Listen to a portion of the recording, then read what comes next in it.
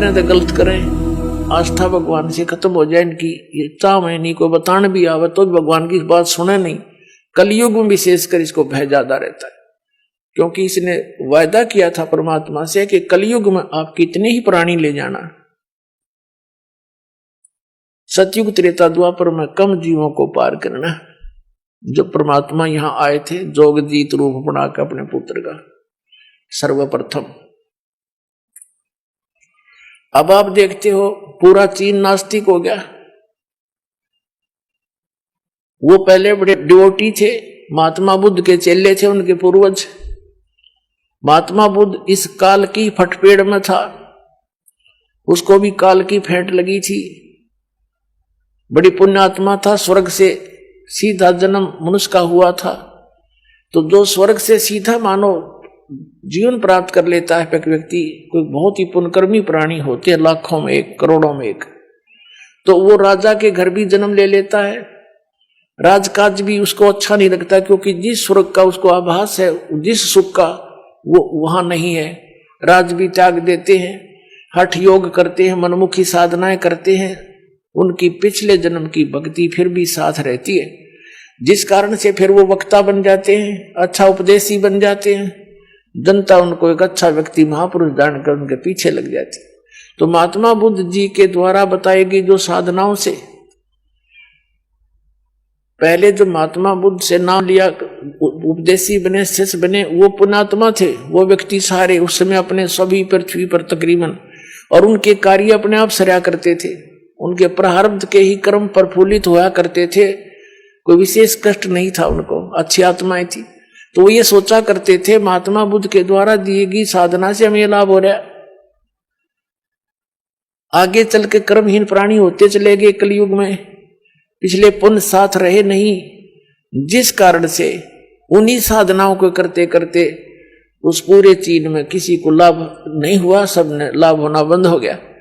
तो सब नास्तिक हो गए कि कोई भगवान नहीं कहीं पर, छोड़ो इसको, फंड है ये। और काल ये चाव है कि नास्तिक हो जा, अब वहां कोई जिक्र करो भगवान का, चर्चा भी ना चालन दे, ऐसे बना दिए वहां पर अपने आत्मा।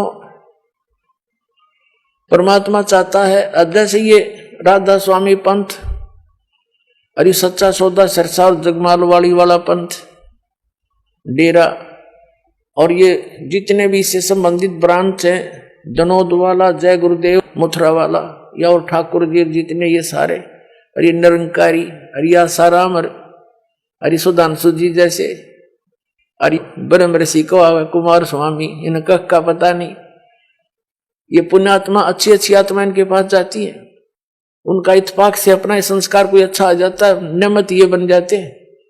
जितने सुख ये बताते हैं इनके चेले, इतने तो हम पहले भी प्राप्त किया करते, साला सरजाया करते, हनुमान के पुजारी थे, और कुछ भी मंत्र नहीं करते थे, इन्हें को जो मिल गया वो मंत्र कर लिया। ये था हमारा पूर्व जन्म का संस्कार फल रहा था। हम सोचा करते हनुमान जी कृपा करें, हनुमान जी क्या की कृपा करें, वो आप भगत थे। तो पुण्यात्माओं, इनको काल ने इस काम ला रखा कि इन तक फिर कुछ समय के बाद कुछ भी लाभ नहीं होना इन साधनाओं से। और कुछ वर्तमान के जैसे महापुरुष हैं, संत हैं, इनकी अपनी पुण्य कमाई पिछले जन्म की घनी हो है इनके साथ, और इनके वचन आशीर्वाद से छोटी मोटी राहत इनको मिल जाएगी, और उनके टैर की हवा कम हो जाएगी, दूसरा में डल जाएगी थोड़ी थोड़ी, ना वह काम करने जोगा, ना वो रहेगा कितने जोगा। तो ये कुछ दिनों के बाद पूरा भारतवर्ष भी नास्तिक हो जाना था, यदि आज यह कृपा दाता की आपके ऊपर ना होती। तो आज का जो उद्देश्य सत्संग का, तो पुण्यात्माओं, आप अपनी गलती से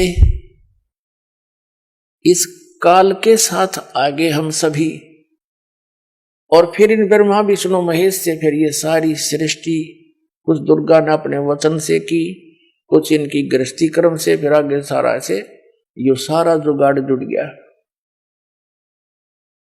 अब इसने बुला दिया भगवान को, ये स्वयं भी गुप्त रहता है, इसने कसम खा रखी है, प्रतिज्ञा कर रखी है दुर्गा से कि मैं कभी किसी के समक्ष नहीं आऊंगा, और मेरा भेद मत बता दिया ना, तेरी खैर नहीं है। या इससे बहुत डरती है, क्योंकि इसका कोई और संरक्षक रहा नहीं। अपने पिता ने छोड़ के हम सारे आगे, तो हमारा कोई वाली वारस नहीं है। ये हमारे साथ कुछ भी करे, कितना ही कष्ट दे, ये खुद बन बैठा है यहाँ का संचालक। अब क्या क्या हो रहा है आपके साथ आपको पता नहीं। आपने ये एक परंपरा मान ली, विधान मान लिया कि ऐसा सभी के साथ हो रहा है तो होएगा। वो तो बात ठीक है, होगा तो होएगा, ना मानोगे तो भी होएगा। तो अभी तक तो ज्ञान नहीं था कि इसका कोई समाधान भी है। अब पक्का ज्ञान हो गया हमें कि इसका 100% समाधान है, बहुत आसान है। वो कैसे है? इस दास के पास आओ, चाहे पूरा विश्व आ जाए, और ये सत्य ज्ञान प्राप्त करो।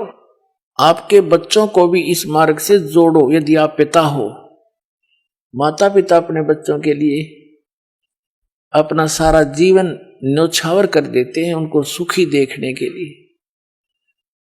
जिस माता पिता को ये ज्ञान हो जाए तो फिर वो अपने बच्चों को इस तो बाहर नहीं रहने देगा। जैसे सर्दी गिर रही हो और माता पिता को पता चले, आंखें खुले रात्रि में, और बच्चे ने रजाई एक तरफ कर रखी हो, पैर पूर मार के, तो उठ के जब उड़ाओगे उनको रजाई के और चारों तरफ से दाब देंगे कि सर्दी ना लग जाए बच्चे को, बेटी को, बेटे को। तो पुण्यात्मा, जिस माता पिता ने दीक्षा ले ली उसने तो रजाई ओढ़ ली, काल की सर्दी लग गए को ना, उस पर तो दुख का असर हो नहीं। और बच्चे बगैर रजाई के बैठे और उसी सर्दी में उसे घोर स्थान पर, भयंकर स्थान पर। तो अगर जिस दिन आपको ज्ञान होगा अपने बच्चा ने भी रजाई उड़ाओगे, चाहे अपनी भी उतार के उड़ानी पड़ जाए, तो अपनी उतार के उड़ाने में भी कोई समझदारी नहीं, आप नमूनिया हो जाएगा। लेकिन बच्चों को भी रजाई की व्यवस्था अवश्य करेगा। तो यही आपसे प्रार्थना है कि अपने बच्चों को, ये बहुत पुण्यकर्मी प्राणी आपके घर में जन्म लेने लग रहे हैं। अब ये जितनी भी आत्मा आपके घर पाएंगे उपदेश के बाद, उपदेश से पहले भी आई है, वो भी अच्छी आत्माएं हैं, क्योंकि मानव शरीर मिला है। और उनको भी और आने वाली अन्य संतान को इस परमात्मा की रजाई में जरूर लपेट लेना, इसे बाहर ना रहना। फिर आप जब यहां से जाओगे,